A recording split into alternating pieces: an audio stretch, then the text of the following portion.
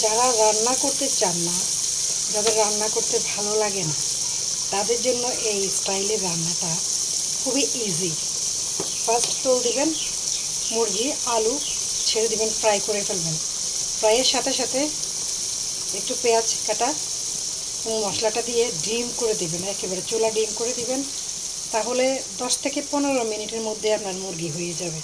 এবং মুরগির যে ভুনাটা সুপার হবে, সুপার। আমি এটা প্লেটে ভাতের সাথে নিয়ে আপনাদেরকে দেখাবো, এতটা টেস্ট হয়।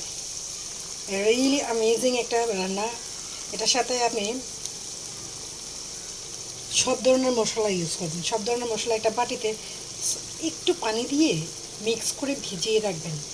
তাহলে জাস্ট আপনি মুরগিটা এবং আলুটা ফ্রাই হওয়ার সাথে সাথে একটু কাঁচা পেঁয়াজ কুচি কুচি করে কেটে দিয়ে দিবেন এবং পরে মশলাটা দিয়ে ডিম করে দিবেন। আপনার রান্না সেই হবে, সেই। মানে আপনার রান্নার কালারটা দেখেন, বলবেন যে অন্যদের মতো আপনি তো কষাননি, আলাদা আলাদা করে ভাজি করেননি, ফ্রাই করেননি। আসলে কিছুই করতে হবে না।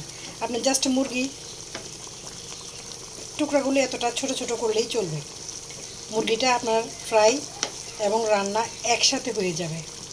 আমি মুরগি এবং আলু দুটো একসাথে ফ্রাই করেছি। সো আপনারা ট্রাই করে দেখবেন, আশা করি সবার ভালো লাগবে। সাথে আমি ভাত রান্না করতেছি, দেখেন আমার ছোটো পাতিলের ভাতের রান্নাটা